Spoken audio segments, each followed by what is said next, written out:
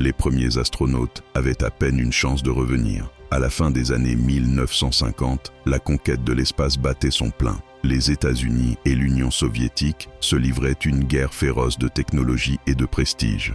Le premier homme dans l'espace, Youri Gagarin, a fait frémir le monde. Mais ce n'était que le début. Peu de gens savent que pendu à son siège dans le Vostok 1, Gagarin avait un parachute, qui n'était pas fonctionnel en cas d'urgence. Pendant ce temps, une autre mission se préparait. Les États-Unis, avec leur célèbre programme Apollo, se faufilèrent dans l'ombre.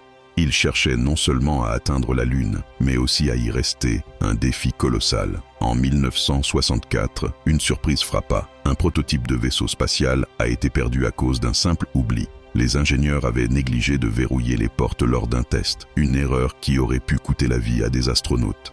Avance rapide de quelques années. Apollon 11 s'apprête à décoller. Neil Armstrong va entrer dans l'histoire, mais avant cela, un événement marquant. La mission Apollo 8 a contourné la Lune et a envoyé la première image de la Terre vue de l'espace. Un coup de poker qui va changer notre vision du monde. Le grand moment survient lorsque Armstrong pose le pied sur le sol lunaire. Son célèbre « C'est un petit pas pour l'homme » résonne encore dans nos têtes. En arrière-plan, une nouvelle réalité se dessine. Les technologies développées durant ces missions continuent d'influencer notre quotidien, de la médecine à l'informatique. La dernière surprise, la course vers Mars a déjà commencé et elle pourrait bien être à portée de main. Le futur de l'exploration spatiale est plus que jamais incertain mais excitant.